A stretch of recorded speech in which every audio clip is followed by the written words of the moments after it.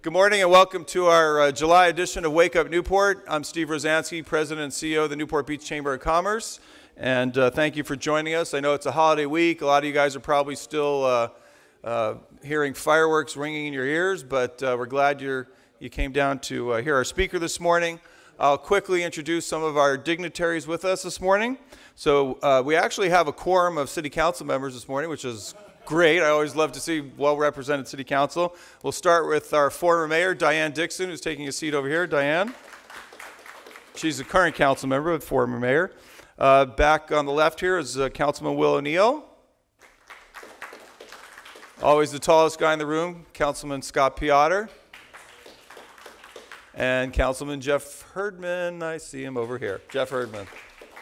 Also, we have with us, and probably the last time in her official capacity as our Community Development Director, Kim Brandt. She's retiring at the end of the month.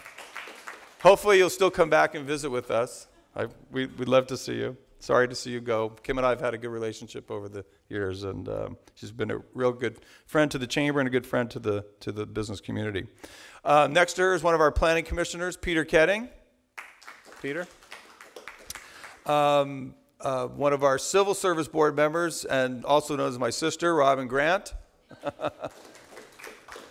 And last but not least, in his usual seat in the front row, and the guest at our Government Affairs Committee meeting next week or 2 weeks out, Pierce Swan. He's with the Irvine Ranch Water District. I think I got everybody. So with that, I'm going to introduce Dee Dee. Why don't you come up here? And Dee Dee's with our sponsor here, the Credit Union of Southern California, and she's going to tell you a little bit about what they do over there. Dee Dee. Thank you. Many of you are probably tired of hearing this little speech because you've seen it before. My name is Dee Dee. I'm with the Credit Union of Southern California. I'm the branch manager of the office that's right upstairs here in the library across from the cafe. Credit Union of Southern California is a full-service financial institution. We can do just about anything you want. Come and talk to me if you need any financial services, and here's a list of what we're currently offering. Thank you. Thank you, Dee Dee. All right, so we're going to launch right into our program here. As luck would have it, I printed out the bio for our speaker, and then I realized I pulled the wrong thing off the copy machine. Luckily, I had the presence of mind to email it to myself. So I do have it on my phone here, so pardon me, I'll have to read it off my phone. But this morning we have with us Dr. Kurt Krueger, who is the president of Concordia University Irvine, one of 10 schools in the Concordia University system. Prior to his election to his present position in 2010, Kurt was the executive director for the of the board for the University Education of the Lutheran Church Missouri Synod and president of Concordia University System. From 1986 to 2005, he was a professor of English at Concordia University in Irvine and served as a provost for 9 years. He's also served on the faculty at Concordia University, Wisconsin, and at Lutheran High School in Portland, Oregon. He's a graduate of Valparaiso University. Kurt earned an MA in English from Marquette University and a PhD in American Literature from Indiana University of Pennsylvania. I went to University of Pennsylvania, but I don't think it's the same one. It was in Philadelphia. He's authored several articles on the life and work of Ernest Hemingway. Oh, well, I'd like to hear about some of that. That'd be interesting. Next time, okay, we'll have you back. This is a library, so it would be appropriate here. Has written about servant leadership for Concordia Publishing House and speaks frequently about the characteristics of Christian colleges and universities and the value of Lutheran higher education. Kurt and his wife Val have 2 children and 1 grandchild. So without further ado, Kurt Krueger, President Kurt Krueger. Well, good morning, everyone, and thank you for this chance to share a little bit about Concordia University. Kind of an update on my personal life. We do have 1 grandchild, a granddaughter who is 8 years old, but our daughter is expecting her 2nd child July 26th, so we're about to be grandparents of 2, which is what my wife is pretty much concentrating on this month, and I will also be concentrating on that in a couple, 3 weeks, I think. So let me tell you a little bit about Concordia. This is a view of our campus taken from the highest building. Off to the right is a French hill. Unfortunately, the hills don't look like this anymore, but this probably was taken during the spring after the winter rains. We're a small campus. We have about 76 acres. I met somebody this morning, in a group like this, I almost always meet someone who says, I don't really know where Concordia is or much about Concordia, so I said, I'm glad you're here this morning. I want to share a little bit about this wonderful little gem that we have in Irvine. It's in a gated community, so that's maybe one reason that a lot of people who live in Southern California don't know about us. We do have signs on the 405 that direct you to Concordia University, but it's kind of hard to get to because you're stopped at the campus by a gatehouse attendant. I want to start with our mission. This is our mission statement. We have been using this for about 25, 27 years. And I'm going to break it apart for you in the next few slides. Concordia University, Irvine, guided by the Great Commission of Christ Jesus and the Lutheran Confessions, empowers students through the liberal arts and professional studies for lives of learning, service, and leadership. So, what is the Great Commission? We're guided by the Great Commission. Well, in about 33 AD, Jesus, just before he ascended into heaven, said this to his disciples. And if you are a practicing Christian in the room today, Jesus also spoke these words to you. He speaks them to us today. This is the Great Commission, sometimes called the Great Commandment. Jesus said, all authority in heaven and earth has been given to me. Go, therefore, and make disciples of all nations, baptizing them in the name of the Father, and of the Son, and of the Holy Spirit, teaching them to observe all that I have commanded you, and behold, I'm with you always to the end of the age. Concordia University is known as the Great Commission University. We teach our students to be disciples and also teach them how to make disciples. When we were founded 41 years ago, we were founded as Christ College Irvine. At that time, we were known as the Great Commission College. When we changed our name, we kept the tagline. Okay, a little more complicated. We are guided by the Lutheran Confessions. What are the Lutheran Confessions? So here's a pop quiz question. Why is October 31st, 1517 important to Christendom? October 31st? Very good, very good. I have a picture of that in a few minutes here. No, you can't. The doors are gone, but it's my wife and I were in Wittenberg, Germany, where this happened. I'll repeat that in a few minutes. So this is the 500th anniversary of the Protestant Reformation. So on October 31st, 1517, Martin Luther took a hammer and he nailed 95 talking points or 95 theses to the castle church door in Wittenberg, Germany, and that really changed everything in Christendom. So again, a little more complicated here. I'll just reference that. So on the left, these are this is where the church doors existed. The current doors are made of brass, and on these doors are the 95 statements, debate points that Luther posted in Latin October 31st, 1517. Again, my wife and I were here with 150 people from Concordia in May.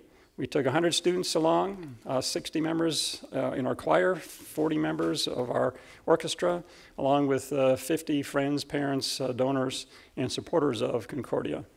A lot of people are going to be touring Germany this summer, as well as this fall, in celebration of this 500th anniversary of the Reformation. And there is a contemporary portrait of Martin Luther.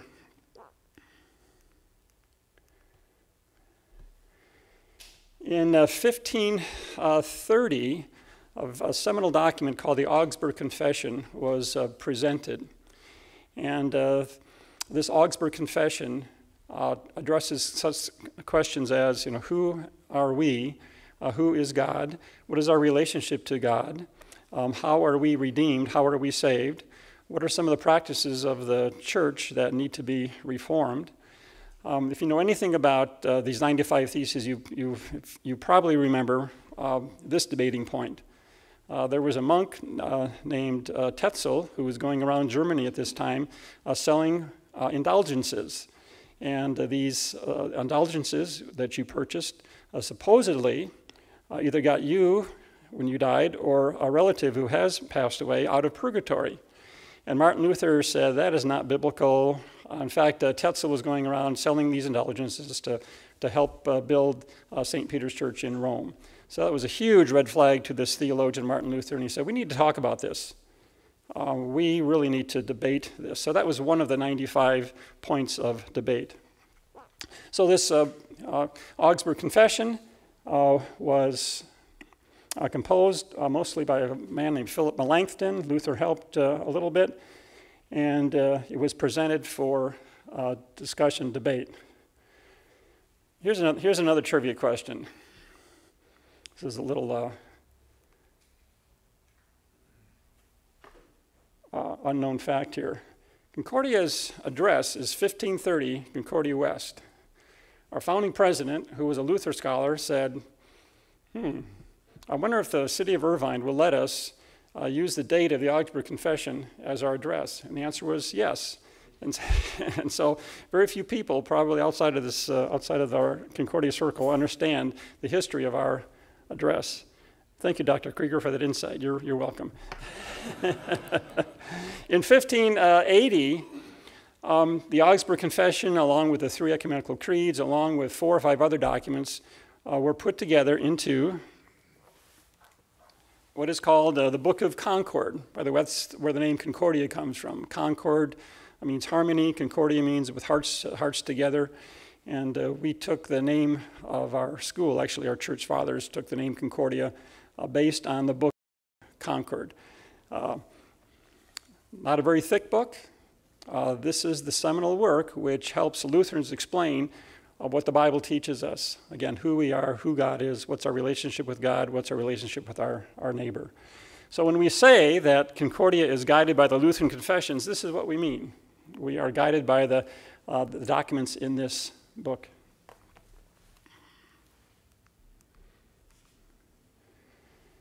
All right, how do we do that? Through studies in the liberal arts. Here are some of the liberal arts that Concordia offers. You can come to Concordia and major in English, history, music, art, theology, theater.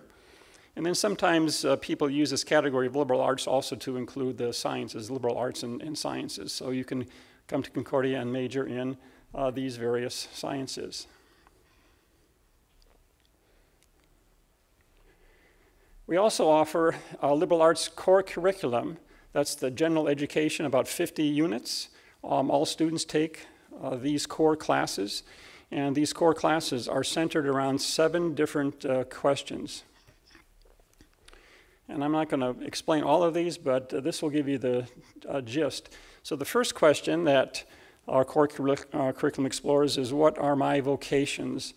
So that's kind of a Lutheran word, maybe a Christian word that talks about what your relationship is with your job, your family, your community. So my vocation is a Lutheran educator. I also have a vocation as a husband. I also have a vocation as a parent and a grandparent. I'm also a citizen of California and Orange County. The idea here is that whatever vocation that into which you have been placed, your responsibility is to serve other people. That's the purpose of our life here on earth, to love our Lord with our heart, soul, and mind, and to love our neighbors as ourselves. So we explore these various vocations that our students have. And one vocation our students have is as a student, as a roommate, as a brother or a sister. Another enduring question, who do you say that I am? This is a quote from Jesus himself, and he points to Peter, one of his disciples, and Peter's been talking to Jesus about, some people think you're a prophet, some people think you're this or this, and so Jesus looks him in the face and says, Peter, who do you say that I am? And Peter's response is, you are the Christ, the Son of the living God. We want all of our students to address that question. Not all of our students are Christians. Most of them are. But we have some Muslim students, we have some unbelieving students, we have a lot of seekers, young people who are just confused and seeking, trying to understand who they are, why they're here, who their God is. And so we ask them to answer this question.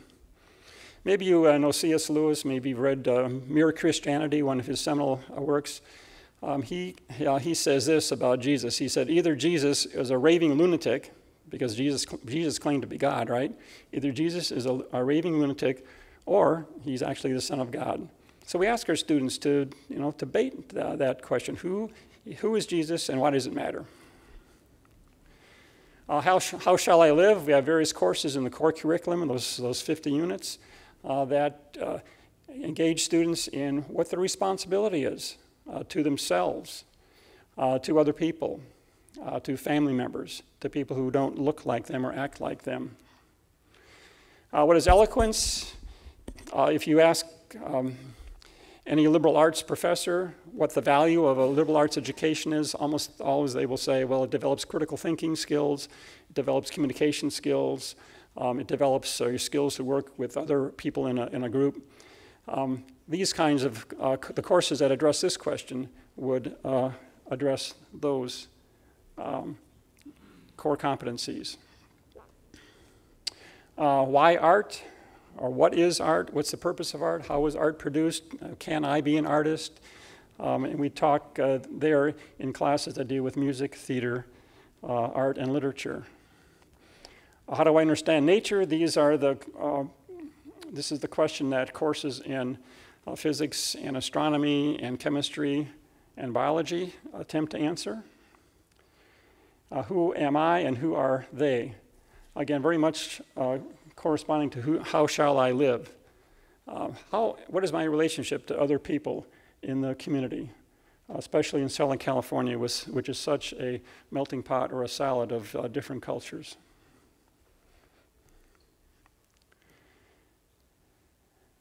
All right, so we have a strong liberal arts core. We have strong majors that are liberal artsy, but we also have professional programs of study at Concordia. And here are some of our professional studies. Our largest program on campus is education. We have about 1,300 students either earning a master's degree or a bachelor's degree in education, or actually studying for a clear credential in California. Our second largest program is business. We have about 500 students in undergraduate business or in our MBA program. The number one choice of high school graduates today when they go on to college is some kind of business. If you combine management, marketing, accounting, economics, that's the number one choice of students. That's a total flip from what it was about 30 years ago when most students would be majoring in one of the liberal arts. And you see some of other professional studies programs that we offer at Concordia. So that was our mission statement. This is our vision. We aspire to be among the finest, distinctively Lutheran liberal arts universities in America, preparing wise, honorable, and cultivated citizens informed by the gospel of Jesus Christ for the church and the world. There are 40 Lutheran schools, colleges, and universities in America, 40. Not very many. The Roman Catholics have about 250 colleges and universities. So we're a very small segment of Lutheran higher education in the U.S. I'm obviously biased here, but I think Concordia Irvine, of those 40, we're probably in the top 8 or 9 in terms of size and financial strength, in terms of our academic reputation, in terms of the kind of positions our students can attain upon graduation. And to me, just as importantly, we're probably in the top 8 or 9 when it comes to remaining committed to our Christian roots. You can probably rehearse the story of Harvard, Princeton, and Yale, great schools, excellent academic schools, but they were founded, Harvard, Princeton, and Yale, they were founded to educate clergy men for their respective denominations. They've long since kind of turned their back on that mission. Well, Concordia Irvine and many other Lutheran schools were committed not to do that. We want to remember who we are, why we were founded, and what our purpose is. Okay, here's our history. I'm taking, this is a little, I'm taking some liberties here with the word history. But I would say that, our founding goes back to the Great Commission of Jesus Christ. It goes back to 1517 with Martin Luther. Our history goes back to the Augsburg Confession. It goes back to the Book of Concord. It goes back to the founding of our synod, the Lutheran Church Missouri Synod. We're a conservative church body. The Lutheran Church Missouri Synod, founded in 1847 in St. Louis. Headquarters are still there. And it goes back to the founding of our first sister college, Concordia Teachers College, now Concordia University in Chicago, Illinois, founded in 1864. Lutherans have always known of the importance of education for its youth. A little more recent history. So in 1963, our church body, the Lutheran Church Missouri Synod, purchased 100 acres from the Irvine Company, and that land was purchased to build a Lutheran college. We are now located in the village of Turtle Rock. The City of Irvine Master Plan called for, back then, 3 different schools of higher education and an exceptional system of elementary and secondary schools. So we were part of that master plan. So UC Irvine, excellent research institution. Irvine Valley College, tremendous community college. Liberal arts college, Christ College at the time, Concordia University today. And then very, very fine K-12 schools in the city of Irvine. So we were part of the plan at the beginning. In 1972, we were incorporated. We didn't know what the name of the school was going to be at that time, but a Lutheran college in Irvine, quote unquote, was incorporated.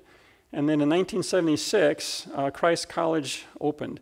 Can you imagine opening a college with the kind of courage or stupidity it took to open a college with 36 students, with 5 faculty members, with 2 staff members, and 1 building? That's how we started. I guess that's the way a lot of schools start. So the whole faculty traveled to faculty retreat in 1 station wagon, they tell me. I came in 1986, so I missed the beginning. I missed this 1976. At the time, I was teaching. Actually, in 1986, I was teaching at Concordia University in Wisconsin. And my dad, who's a Lutheran pastor and who was a Lutheran kind of executive, a bishop, when I got the call, the offer to come to Concordia Irvine in 1986, my dad said, "I don't think you should take this. I don't think that school's going to last." So in 1986, we had about 400 students. We jumped from 36 to 400. But my dad said, I just don't see how this is going to work. Well, we've had laughs over the years by the growth that we've had here, but it was, it was a tough couple of 3 years there to get this venture going. In record time, Christ College was accredited by WASC. We had a friend in the WASC office who was friendly toward faith-based institutions like ours, and he saw to, his name was Anderson, Dr. Anderson, he saw to it that our curriculum was rigorous, that our reporting was accurate, and just 4 years after our first graduating class, we were accredited. In 1993, we changed our name from Christ College, Irvine, to Concordia University, Irvine, and then we became a member of the Concordia University system. So I came in 1986 to Concordia. I served for 19 years, and then I left Concordia for 5 years to be the president of this organization, the Concordia University system in St. Louis. And then for the last 7 years, 7 years ago, I was called back here to Concordia to be the president, which is a lot more fun than being a bureaucrat in St. Louis, which is what it pretty much was. Okay, a few other factoids here. Our church body operates, in addition to 10 universities and colleges, Our church body operates 2 seminaries, one in St. Louis, one in Fort Wayne, Indiana. About 100 high schools across the country are affiliated with the Lutheran Church Missouri Synod, including 2 in Orange County. The larger one is where our kids went, Orange Lutheran in the city of Orange. And a smaller one, built just 10 years ago, is a Crean Lutheran in Irvine, C-R-E-A-N, named after the Crean family who helped fund the purchase of the property in Irvine. So there are 98 or so other Lutheran high schools across the country. Our church helps sponsor 850 elementary schools. Most of these are associated with congregations of the Lutheran Church Missouri Synod, and about 1,000 preschools. So this system represents the largest Protestant system of parochial schools in the country. Again, the Roman Catholics are way ahead in terms of schools and in terms of students, but the Lutheran Church Missouri Synod helps fund, helps support the largest Protestant school system in the country. Oh my gosh, I hate to put this up here. I was at Concordia. I was not an administrator in 1994. I was a college English prof. But in '94, we were having severe financial challenges. We had built new buildings. Our indebtedness was way up. The money that we borrowed from the church body, and the church body said, you really need to pay this back to us. And so, they say never sell property. Unfortunately, we sold 30 of our 100 acres. And those 30 acres, 15 and 15 approximately on either side of our campus, they were developed into homes. And we wish we had that property back. We love our neighbors, but some of them are too close to our dormitories. It's like buying a house near an airport and wondering why all those airplanes are flying in and out. And anyway, we did. It enabled us to move forward, and we are living now with 70-some acres. So here's another shot. Maybe this is the same shot of our campus, a little closer. The iconic building in the center is the CU Center for Worship and Performing Arts. So that's where we have some of our chapel services. That's where we have our Christmas concerts and many other performances in that iconic building that the students call Space Mountain.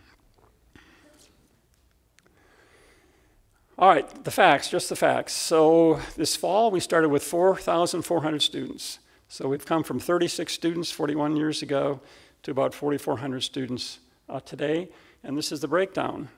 1,600 traditional undergraduates, 2,800 graduate and adult students. So our business model is based on offering master's degrees, mostly online. They're very efficient to offer, and using some of the surplus funds from those master's programs to help fund our very expensive undergraduate programs. That's the business model that many schools of our size and type are using in the country today. Number of faculty, and U.S. News again this fall put us in the top tier of regional universities. We're very proud of that, and we keep moving up and up.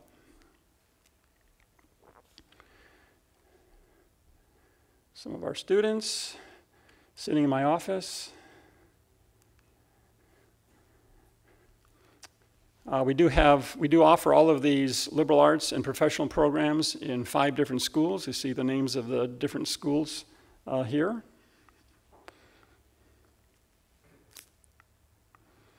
Again, our largest school is education, second largest business.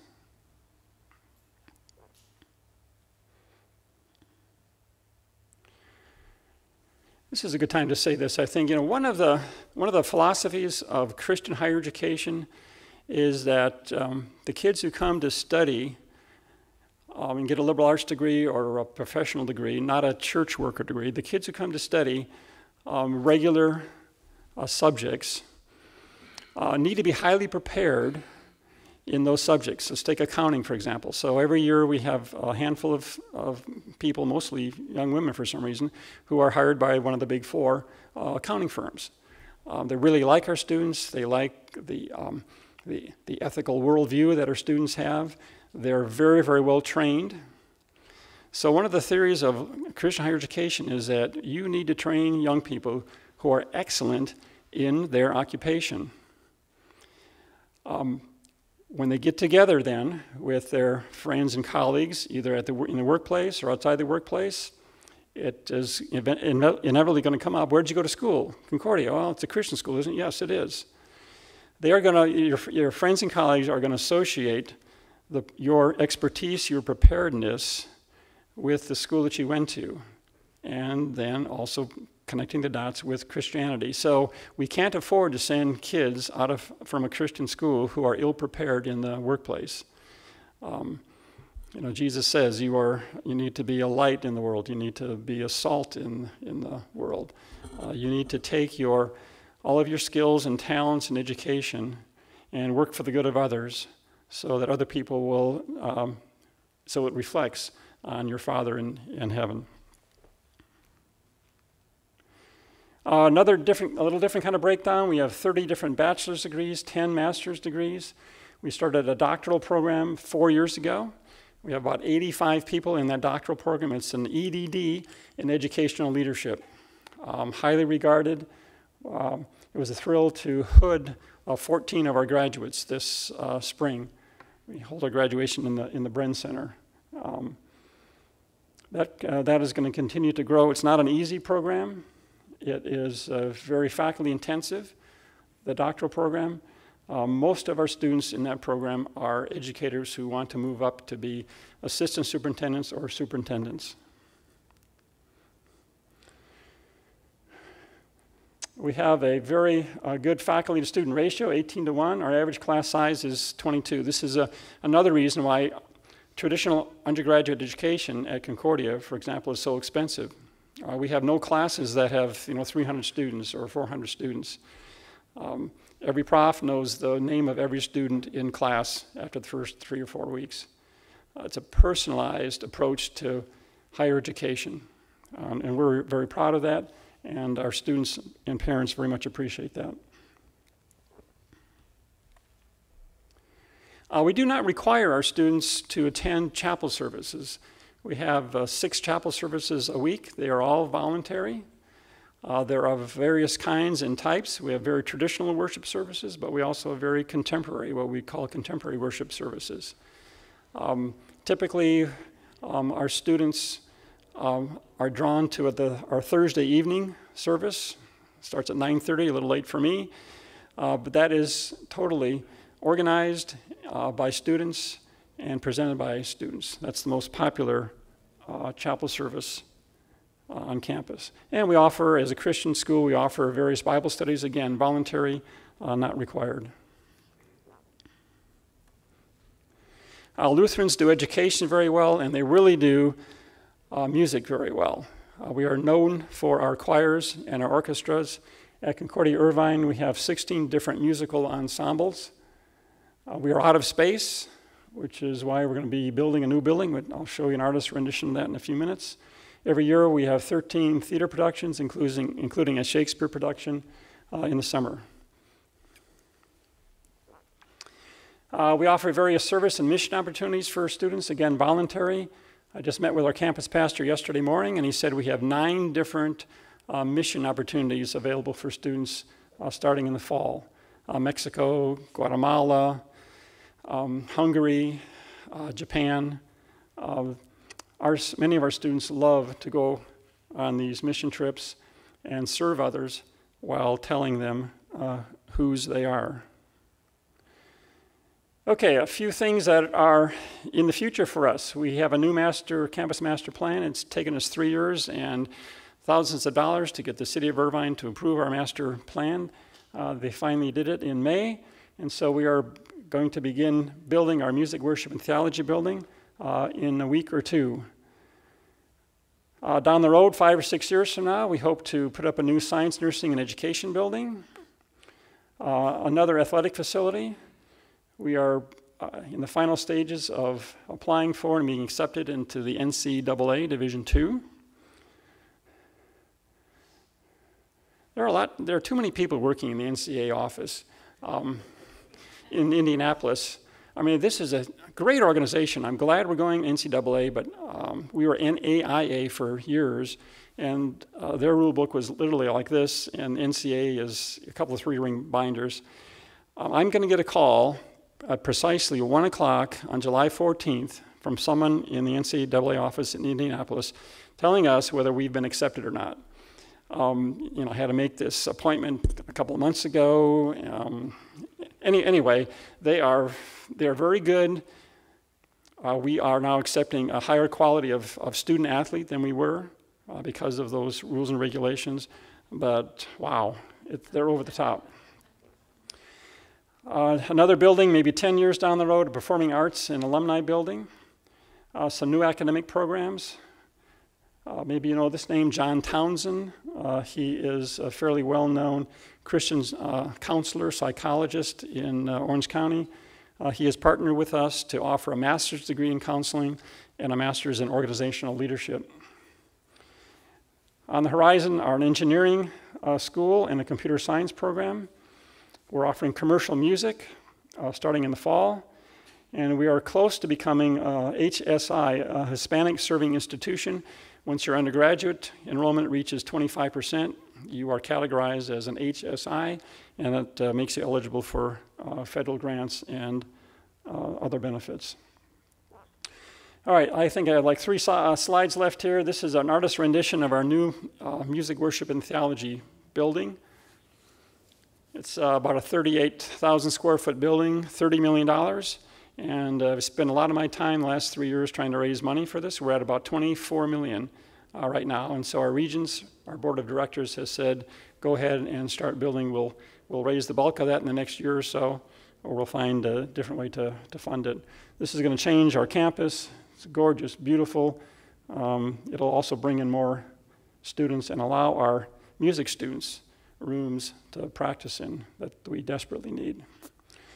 Oh, here's a picture of a guy who is putting the blue dot on our gym floor. So we think this is going to happen.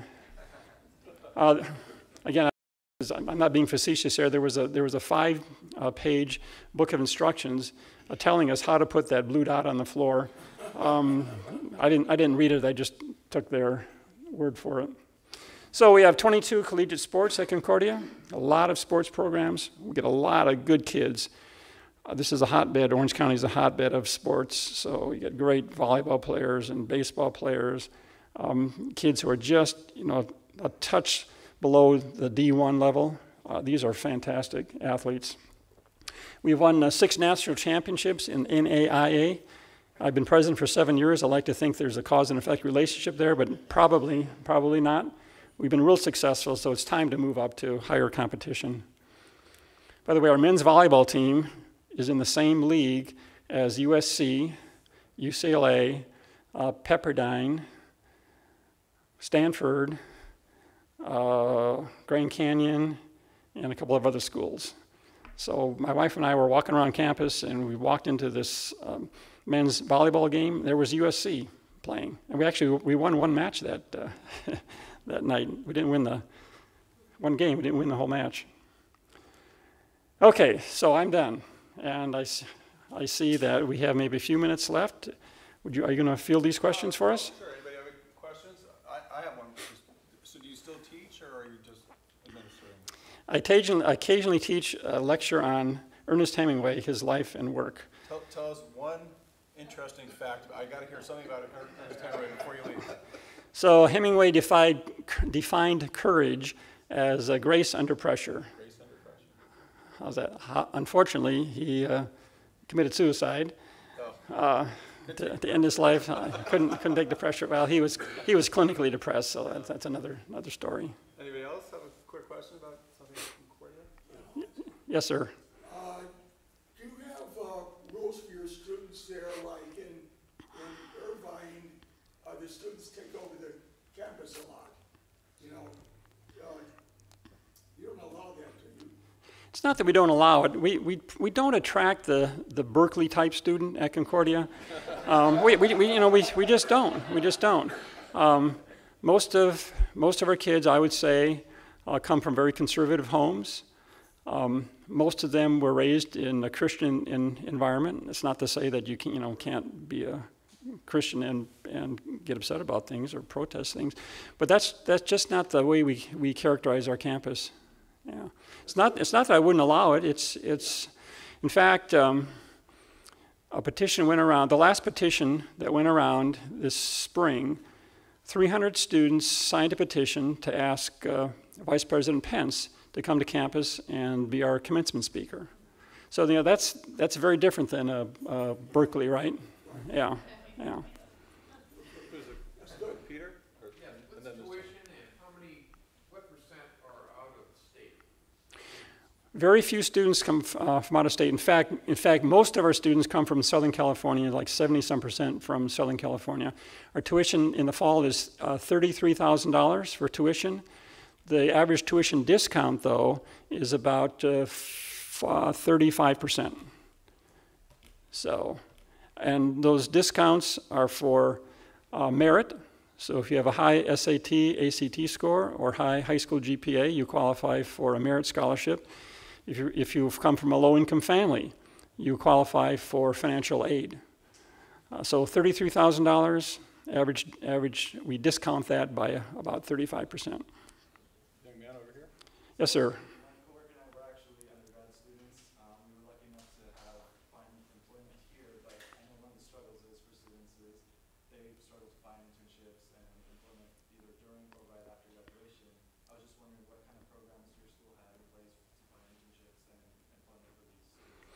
Just talked to somebody this morning. We have a career services office, and that office helps students obtain internships and then employment after school.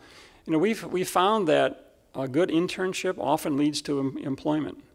So if any of you have kids or grandkids or are a kid yourself, encourage college students to get internships starting between their sophomore and junior year, and certainly between junior and senior year. Those often can lead to, well, they do two things. An internship allows a student to figure out, is this what I want to do for the rest of my life?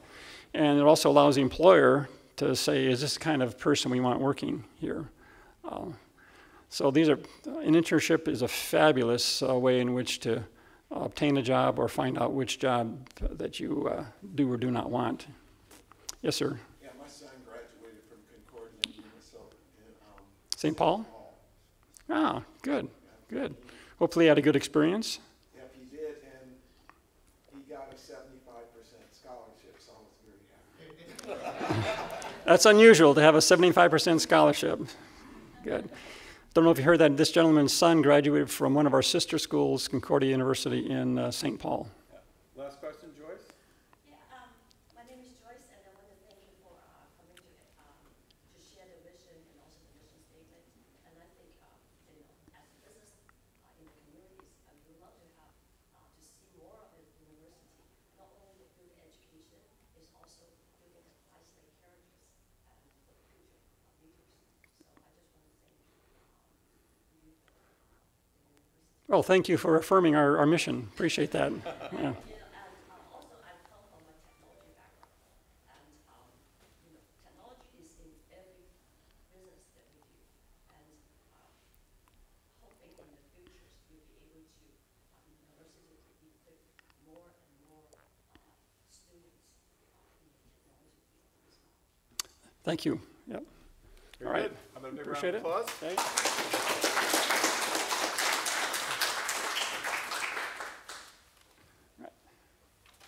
As I was telling Dr. Krueger, he's probably the second to last in the line of university presidents that we've had here. I think Cal State Fullerton's the only one that has been represented, but we appreciate you coming and speaking and telling us a little bit more about that campus that I think a lot of people are sort of aware of but don't really know a lot about it. So I certainly learned a few things today.